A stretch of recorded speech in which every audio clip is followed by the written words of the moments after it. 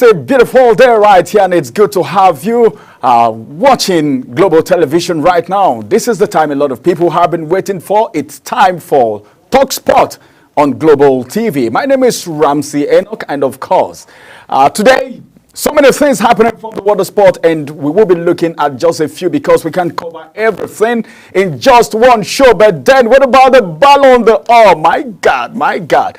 It's so amazing that some persons very, very prominent in the world of sport, football, around the game especially, are not been nominated for the Ballon d'Or. Details coming on your way. Joining me on Talk Sport this morning is a sport veteran by the name Ugu Simon. Good morning, Ugu Simon. Yeah, good morning, Ramsey. Good morning to people out there. It's a pleasure to be here this morning. It's good to have you in the studio right here today. Yeah, thank you. And also joining us via the Zoom is Gideon Okibe. Good morning, Gideon. All right, Gideon will soon join us, and as soon as he is joined, we will let you know. All right, so let's quickly take you through some of the happenings as far as the Ballon d'Or is concerned. For the first time since 2003, neither Cristiano Ronaldo nor Lionel Messi have been included in the nominees for the men's Ballon d'Or award. Why? A lot of people will be asking questions. Why? My God. It means Messi is not there. Ronaldo is not there.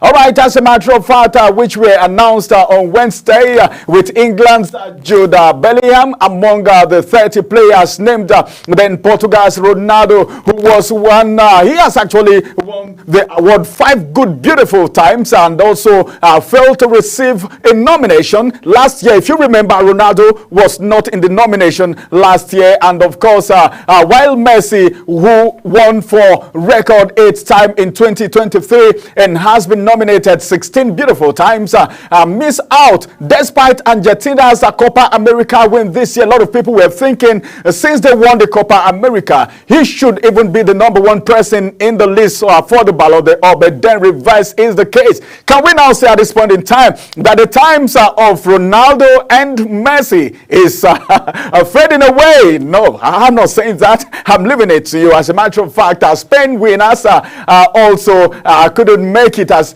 it were. The winners for Euro 2024 have 6 players nominated, including a 17-year-old Barcelona winner, talking about Lamine Yamal. Well, along the Nico Williams, talking about Alejandro, and of course, Dan Olmo, Rodri, Dani Carvajal, and of course, they also won the Champions League with Real Madrid. If you could remember very well, I'm taking you back memory lane so you can understand why these people actually been nominated, and probably you will get to know why Ronaldo and Messi didn't make the list this time, which is so strange to a lot of people. But as it is right now, I don't know, but then it has been revealed that 7 players were nominated from Real Madrid, including Kylian Mbappe, of course, the new man in Real Madrid, of course, who recently signed from Paris Saint-Germain. Then with Bellingham and, of course, Brazil, Vinicius Junior among the Spanish clubs. All the nominees include England's runner-up to Spain at Euro 2024, having 5 other nominees apart from Bellingham, Harry Kane, Bukayo Saka. We also have Declan Rice, Cole Palmer, and, of course, Phil Foden. But then for the women, we also have some major actors who actually made it in the nomination. We can't talk about just the men and don't talk about the women. Let's say women first, but then today, permit me, I need to talk about the men first, of course. But as it is right now in the women's Ballon d'Or feminine Champions League winners, Barcelona have 6 nominees in total, including last year's winner, talking about Aitana Bonmati, and of course, 2-time winner Alexia Putellas. The 2024 Ballon d'Or award ceremony is to crown the world's best player. That's one, and it will take place October 28 in Paris. Ronaldo and Messi not making the nomination. My God, my God. I don't know, but then something came to my mind when I didn't see their names, Simon. Yeah. Is it that, what's your thought? Is it that their era is somehow gone, or they are fading out of the scene? But were you surprised in the first place not seeing their names? Actually, I was very, very surprised not seeing the name of Cristiano Ronaldo in the list. It's quite unfortunate his name is not there, despite having a very, very beautiful season with Al Nassr. His name was not there, and the names of some young players that just came into the scene without even winning anything, their names are already there. The likes of Lamine Yamal and also Nico Williams. I'm very, very surprised seeing their names there and the name of Ronaldo not there. It's quite unfortunate. Ronaldo had a beautiful season. In fact, he scored a whole lot of goals. He's the highest goal scorer in professional football currently as it is now. He just received the award not too long ago, and then you are leaving him out of the Ballon d'Or nomination. It's actually something that you know, it's part of what happened, but it's actually not too good. And also with Messi, Messi had an up and down movement in the season that just passed, and though he won the Copa America with Argentina, but his injury also reduced his pace, and him too moving from the French league to MLS in the United States of America also cost him a part in that particular place in the nomination of the Ballon d'Or. But for Ronaldo, I think he's one of the top 10 best players currently as it is, despite his age. So it's quite unfortunate his name is not there. But these two players, they've done, in fact, they've given football everything there is to be in the world of football. And for me, the Ballon d'Or is losing its credibility a bit. Because Messi and Ronaldo is not there. Ronaldo particularly, because he had a wonderful season. But remember where he is. It doesn't matter. It doesn't matter. You know, it doesn't. So long you prove yourself. The Saudi Arabia team, the Saudi Arabian club, it doesn't make like. But the Saudi Arabia league is not a competitive league, and every one of us know. It's a very, very competitive league. Since Ronaldo went to that place, so he made it competitive. You have seen the influx of players that have gone to that place. Some of the best players in the world have gone to that place to play. Even our own Victor Osimhen was even wowed by Al Ahly not too long ago. They were ready to break the bank for him. This league are ready to bring some of the best players to that place. They were ready to pay Lionel Messi a 100 million pound a week if he should want to go to that particular place. But he turned it down and went to the MLS since he said it is his dream.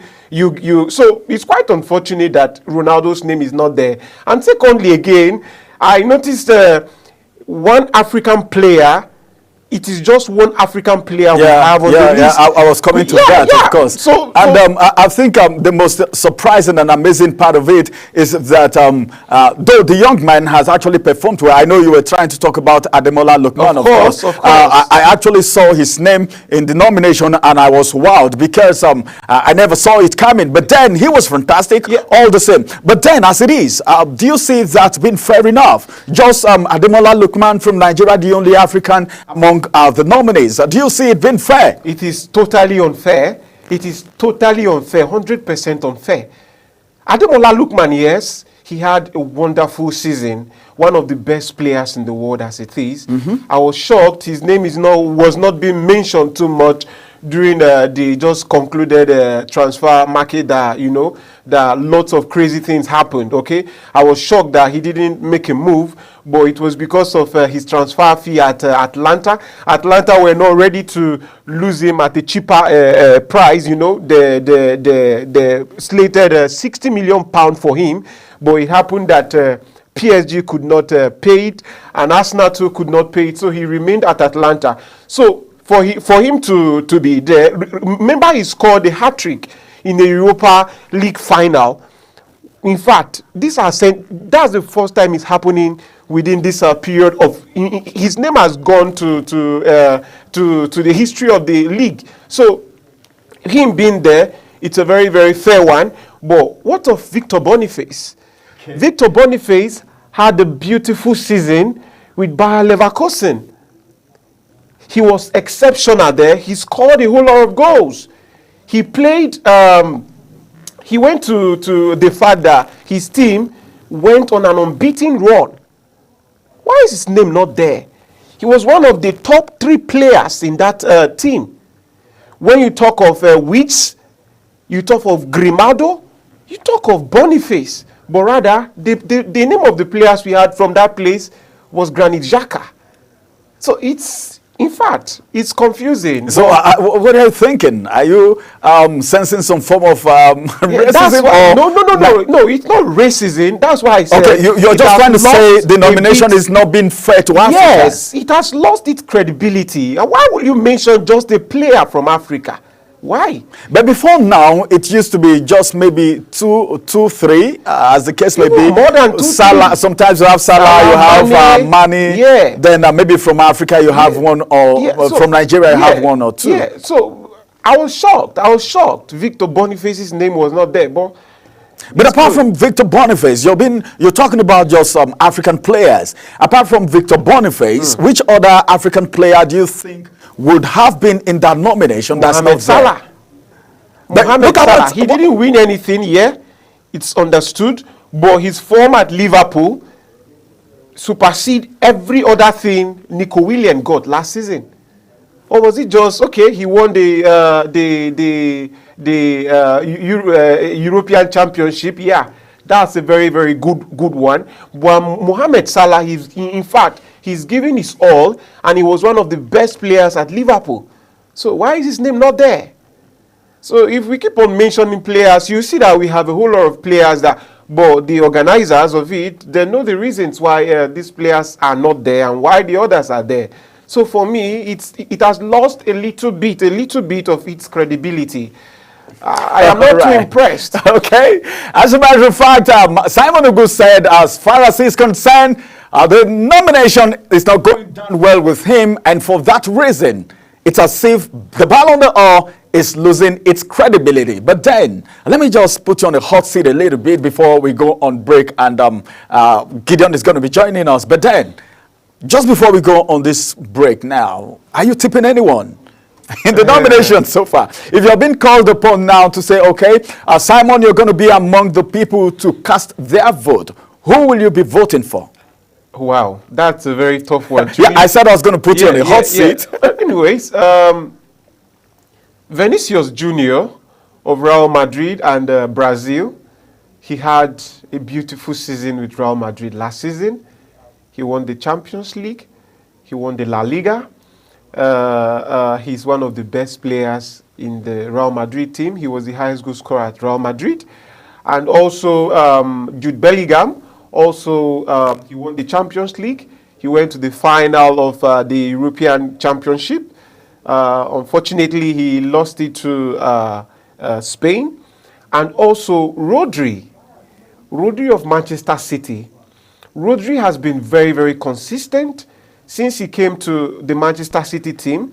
You could see that whenever Rodri is absent from the Manchester City team, City is always losing. Okay. And whenever he's present, they are always winning. All right. And you could just hold your thought a little while. Okay. Let's go on a quick break. After this break, we'll return and we'll bring you more from the world of sport. You don't have to leave your screen. Stay very close to your screen, because this is one show you can't afford to miss. This is sport we're talking about right here. Talking about EPL and some other things happening from the Ballon d'Or, as we have Gideon Okibe joining us after the break.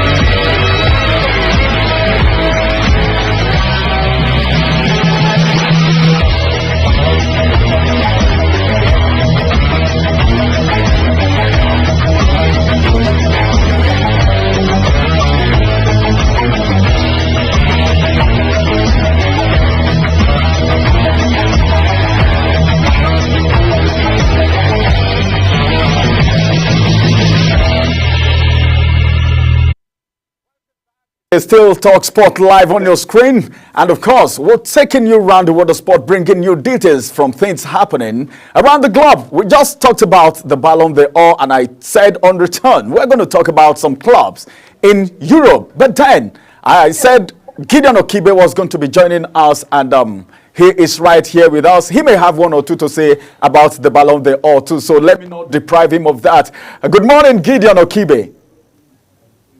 Good morning, Ramsey. Good morning, Simon. Good to have or to see you guys today on the talk show. And I've been listening to what you've been saying. I've really been interested in the talking point for today. Good morning. All right, thank you very much. We just talked about the Ballon d'Or. Ronaldo and, of course, Lionel Messi didn't make it. For Simon said that was not fair, especially for Cristiano Ronaldo. Then we talked about Ademola Lookman too. The only nominee from Nigeria and Africa. He said that didn't go well with him. Do you have a different opinion altogether, Gideon?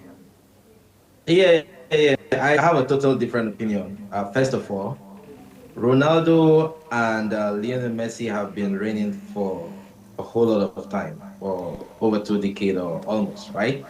And you can't be a king forever. There will always be, a new reign of, the new spring, erupting. It has always been ringing, and it was only a matter of time. And this is the time. Truth is, they all know, we all know that they are running out of steam. Age is not by their side, and the same way their performance. To be honest, Cristiano Ronaldo has been performing at the highest level at the Saudi Arabian League, right? However, you cannot compare the league at that region to what we have in Europe and other parts of in fact, just specifically in Europe, right? And that of Ademola Lookman, it's fair enough that he was selected from the list of people who actually competed in the Europa competition. And talking about other people that were not selected, I overheard Simon talking about Mohamed Salah. Mohamed Salah was fantastic. However, he did not have so much of accolade.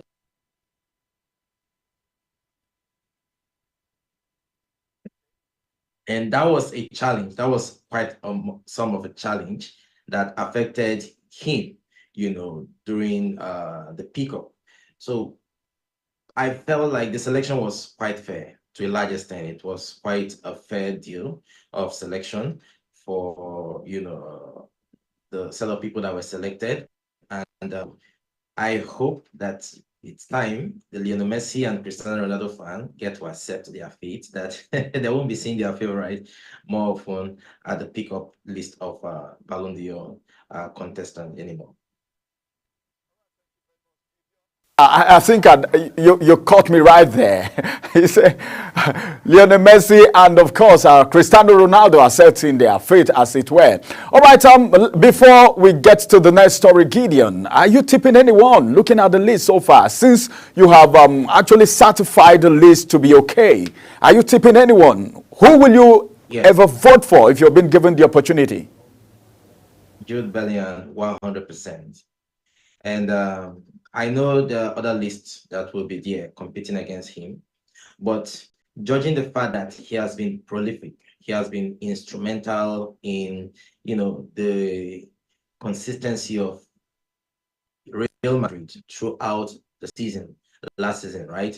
And even looking at what is happening right now, you notice that Jude Bellingham have more effect on the productivity of Real Madrid than any other person, including Vinicius.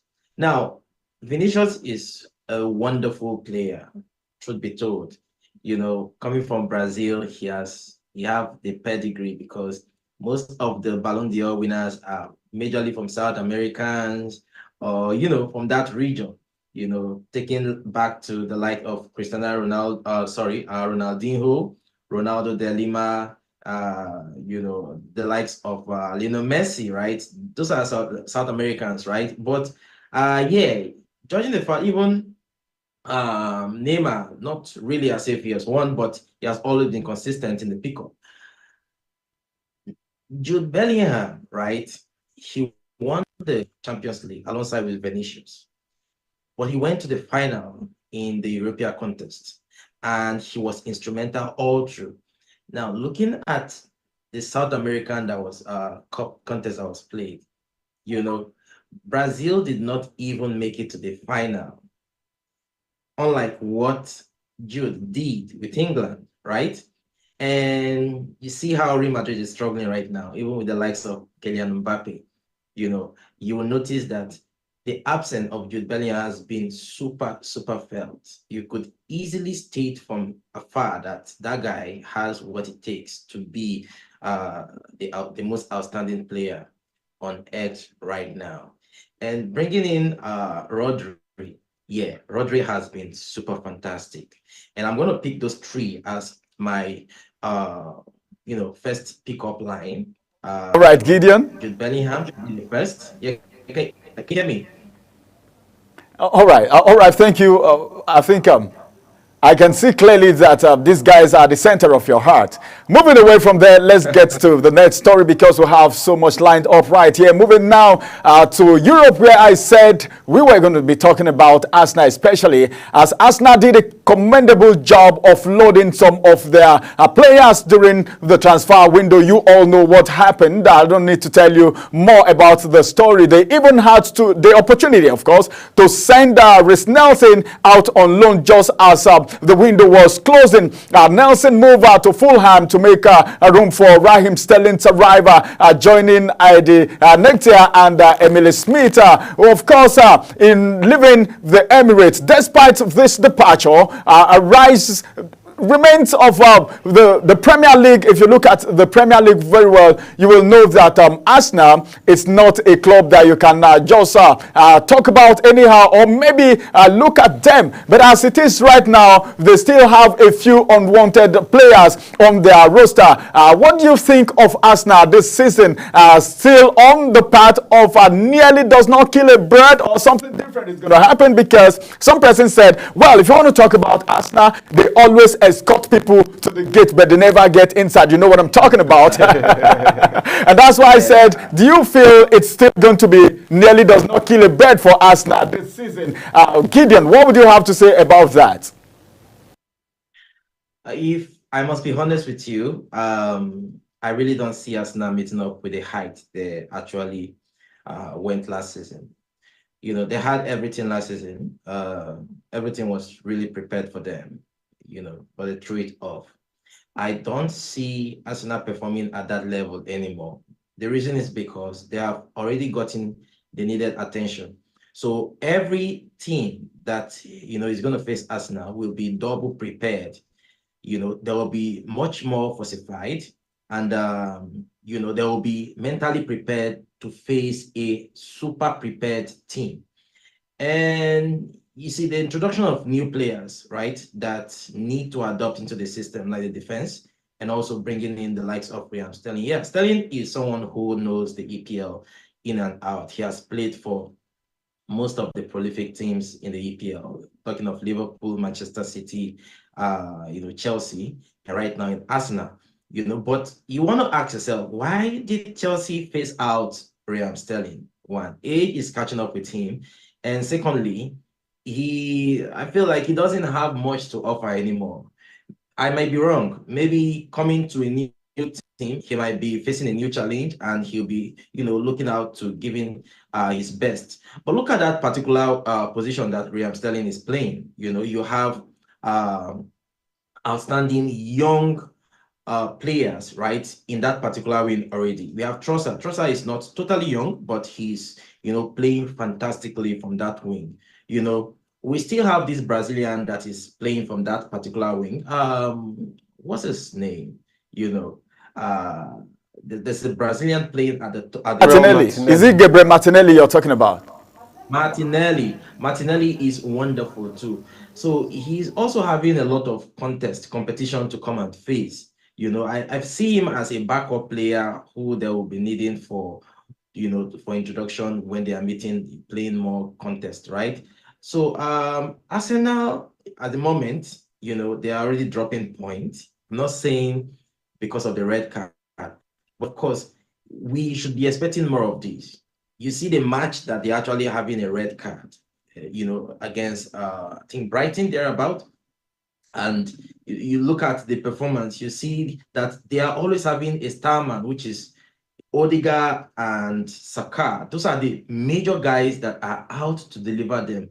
Now, if there is any challenge to either of these two, Arsenal is going to suffer a whole lot, So I felt like they should have, made much of reinforcement in that position, so as to keep the strength of the team, not just within a set of people that when they are totally out, the team is going to suffer.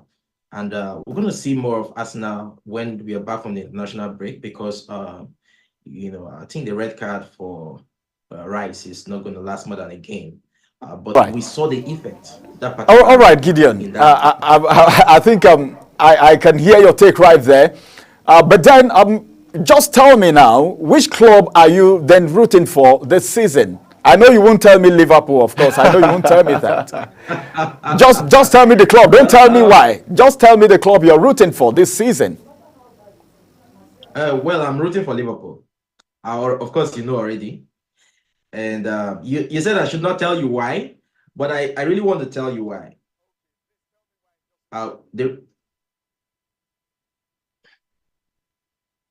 Can you hear me? I think I'm having issue with the feedback. I don't know if you can hear me. Okay, I can hear you now. Okay, great. Do you give me the permission to tell you why I am rooting for Liverpool? Okay, just tell me why in 2 sentences. Okay, I'm rooting for Liverpool because Liverpool have an entirely new coach. So most teams underrate the performance that the coach is bringing. And secondly, I'm rooting for Liverpool because I support and believe in the performance that the Liverpool boys are bringing up. Thank you. Okay, thank you very much, Gideon. I'm going to get back to you. I'm going to get back to you. Stay on the call. All right.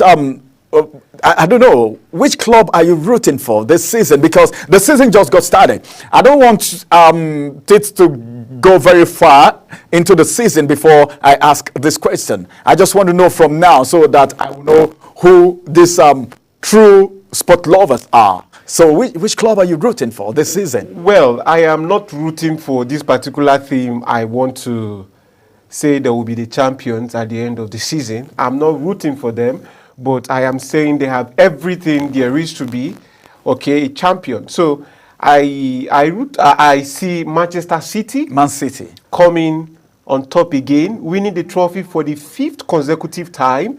And I also see Arsenal also coming very, very close to winning, but they will not still win because of just a reason.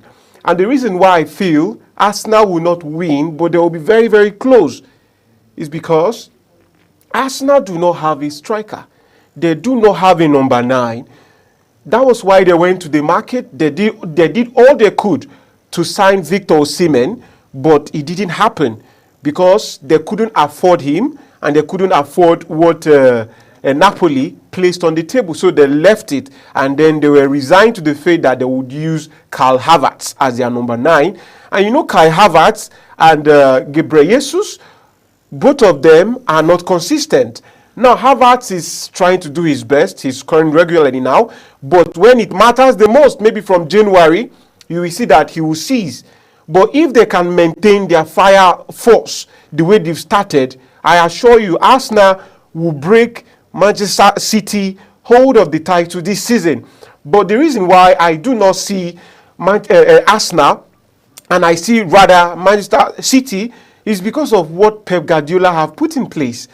Pep Guardiola let go of Ilkay Gundogan, and then after just a season or two, he went back again and brought him to the team, telling you that that man know exactly what he's looking for. He want to continue the dominance of English football, and not just English football, but European football.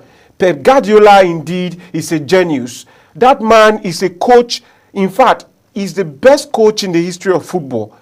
He understands what it takes to be a success. And he's doing that. You can see the style of play of Manchester City. The players are not greedy.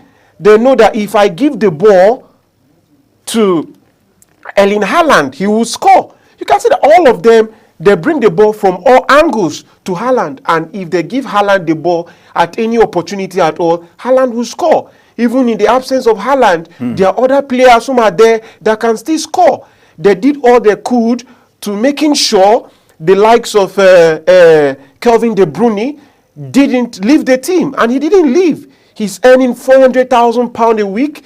Erling Haaland is earning £375,000 a week. You can see that so many of their players are comfortable with what they are earning, and so therefore they are giving their best. So I still see City winning the league.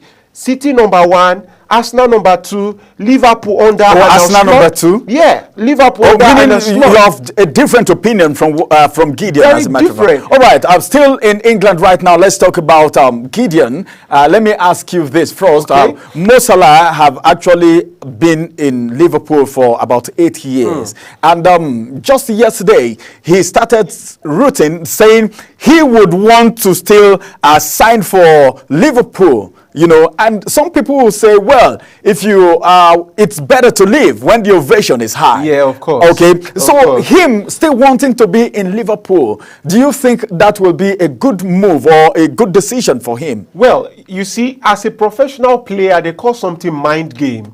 You make the fan wanting to loving you the more by saying what will please them. All right? He said, and I quote, "This season may be my last season at Liverpool, but I would want to sign another contract to remain at the team because I love the team, I love the stadium, and I love the fans.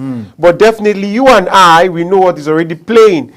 I bet you next season, Mohamed Salah will be playing for a Saudi Arabian team. Oh, God. And I bet you he will be earning." How do you come about that? That is always what is happening. That was what happened. Okay, what if Liverpool say they want to sign him? He will not sign. He will not sign. Just watch and see. Hello, Gideon. Can you hear what Simon is saying? Yeah. Hello, Gideon. I understand. Yeah, I can hear you. Can you hear me? It's like we lost Gideon, right? And I can hear you clearly. Can you hear me? Okay. Simon said, right? I can. About Mo Salah. 100%. And I understand the point where Simon is coming from. Because it is a status quo that most people, when they get to a certain age, they try to go to where they make the money. You know, I listened to Mohamed Salah, and he said that he is not really prepared to leave England at the moment. And if that is the case, I don't think it is up to anybody to tell him to leave. All the Liverpool fans are Mind game, a form of mind game or something? Yeah. It is for the opposition fans to feel some sort of happiness, you know, because he's always a threat to the opposition team. And but I still believe he has what it takes. Now, I know, although there's a topic you might be bringing up in the nearest future, which is that of the Casemiro, but I just want to link his age right now. He's just 32, alongside with other, you know, big guns like Casemiro, who are also in that same age. But I strongly believe that he still have at least 2 to 3 more years to spend in Europe.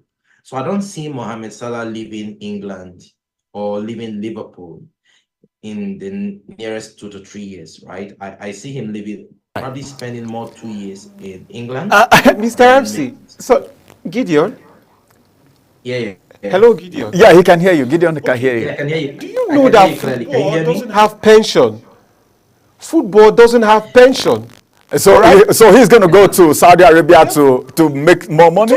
More money. All right. Well, we can't. It's okay. We can't keep talking about the Europeans and, of course, not talk about our Nigerian guys who are already in camp, getting ready for the fracas that is coming. But then something, some complaint coming from different quarters, and we want to look at that a little bit. You know, when these guys get to camp, there is this joy, there is this enthusiasm, and there is this hope they give to Nigerians. Just yesterday, Super Eagles midfielder Fisayo Dele-Bashiru has made a booster statement they always say that as a matter of fact, the three-time African champions will be fully ready to at least face Benin Republic in their first 2025 African Cup of Nations qualifying fixture that is going to be coming on Saturday, and they will be hosting Benin Republic at the Godswill Akpabio Stadium back at home, meaning home advantage and professionalism is going to be playing a way out for them in a way if they really know what they are doing, and if what Fisayo have said is anything to come by. But then something is of concern right here, and I want us to look at it right now, because we all know that another game will be coming September 7 at least to begin their qualifying campaign for the next AFCON tournament. Another game while the Eagles are favored to actually win the encounter, as the case may be. I'm not saying, but they are at least favored to an extent to win in that encounter. The visitors, you all know that the result of their last encounter against the host when they actually claim a famous, I call it a famous victory as a matter of fact, in the 2026 FIFA World Cup qualifying fixture in Ivory Coast 3 months ago, not too long. And remember, Gernot Rohr is the one who masterminded the 2-1 win over Nigeria as the Cheetahs came from behind to stun their opponent. We all saw that a lot of people were not pleased with it, but we are 52 places higher than the world, than them in the world ranking. As a matter of fact, Super Eagles caretaker coach talking about Eguavoen is now begging. This is my concern right now. Is now begging that he needs the players to be committed. Fisayo have said his own. Eguavoen, who know what is always transpiring in the field of play, is now begging for commitment, and not just that. I think an ex-international also have come out to say that one thing that is actually penning him is the fact that Nigerian footballers, they go to training with their phones and they go for matches with their phones, and he is not cool with that. Let's talk about this. Commitment and what Fisayo have said. The coach is saying something, Fisayo, a player, is saying something, and the next international is saying something. Gideon, let me ask you now, do you think these statements can translate to anything tangible on the field of play? Because all that Nigerians want right now as we speak is give us the goal and qualify for this great game. I think discipline is a key word. The primary thing is discipline, and that is what Fisayo is trying to point out. You know, you cannot be doing two things at the same time. You know, these boys are very young, and you know, they most times just want to show off their self, you know, to their friends, and you most times get distracted when you kind of bring that kind of mindset into a training ground. At all points, look at what they do back in their respective clubs. They are always 100% giving their time. Why are you taking your phone to the training ground in the first place? When you have the lobby, you need to drop your phone at the lobby. We watch all these internationals, right? When they are in their clubs, they don't have their devices, right? They just go straight and listen to instructions so that they can implement the same instruction right at the playfield.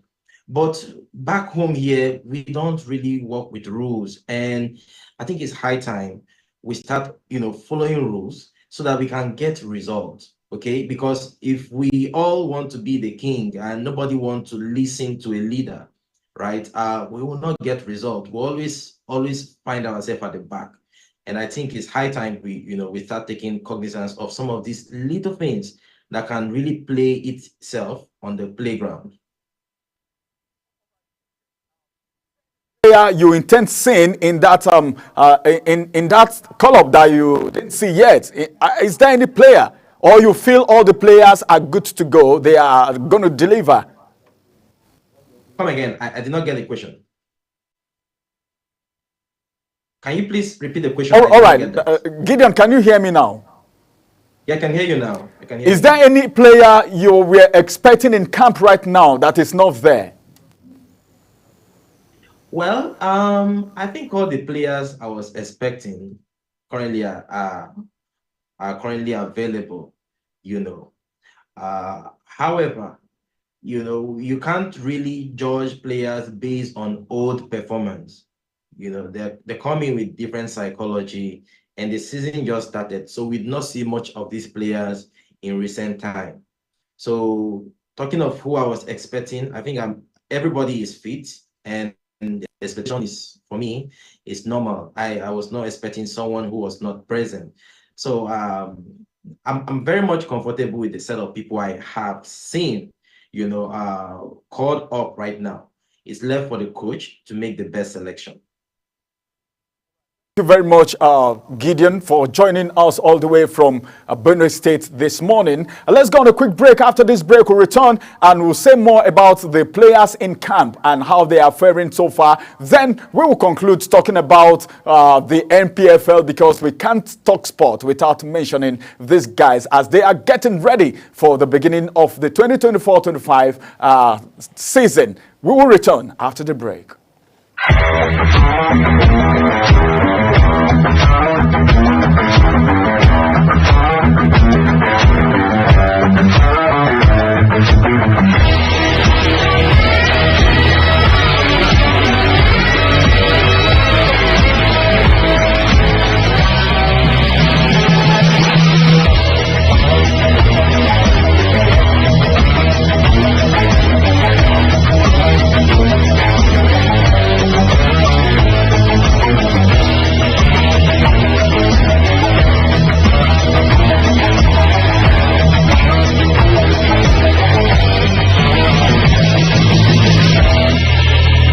Welcome back from that break. Let's quickly talk about Kano Pillars as they unveil 12 new players.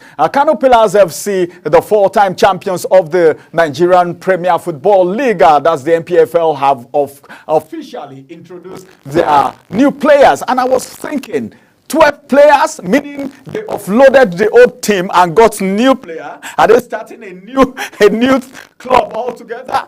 12 players for me. What does that translate to you, Simon? Yeah, it simply means ambition. Maybe, yeah, they wanted to... 1, 2, 3, 12 yes, players. There is something they are looking for that they didn't see in the last players they had in their team, and now they've gone ahead to buying 12 more new players to their team. So I feel Kano Pillars, they are a very, very strong team. The best, in fact, the best team in the history of the Nigerian Professional League. All right, they've won the title a whole number of times. They have everything, but over the last few years have not been favorable for them because of one reason or the other, and that is why they've gone to the market now to get 12 brand new players, just like Chelsea did. So I pray theirs is not like Chelsea, because for Chelsea, their specifically is for business. I sign you, you make money for me, I sell you. You understand? Oh, that's what Chelsea did. That's what Chelsea is doing. Okay, that's what Chelsea is doing. They'll go to the market. They'll buy a very, very young player. When the player comes and play for 1 or 2 seasons with them, they sell and make more money. That's what Chelsea is, business oriented now.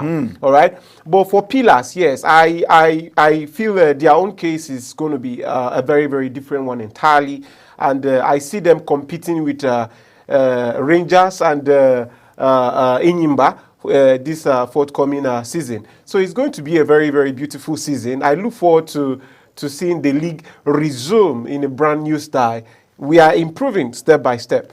All right, I think that's a good one. We are improving step by step. Yes. Well, thank you very much. I don't know, but then for the Eagles camp, yes, you're optimistic in just 1 minute. Well, for the Super Eagles, I am very, very optimistic that the Super Eagles of Nigeria, they'll give us the goal, defeating the Cheetahs of Benin Republic on Saturday.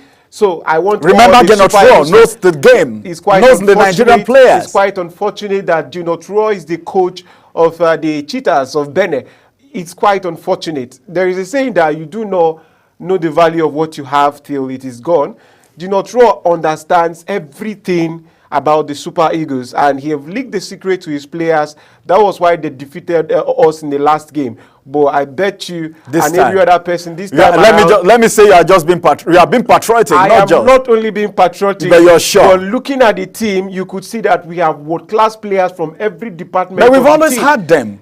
We've This always time had around, them. This time around, I am assuring you, I'm giving you my words. I am not the players. I'm not with them now, but I'm assuring you, by Saturday, we shall All right. be Okay. delivering Thank you. everything. Yeah. Thank you very much, Simon. Well, this is going to be the size of TalkSport on global television this morning. Well, we'll come on your way again with more juicy informations and entertainment from the world of sport. My name is Ramsey Enoch. Have a beautiful day ahead of you. Bye-bye for now.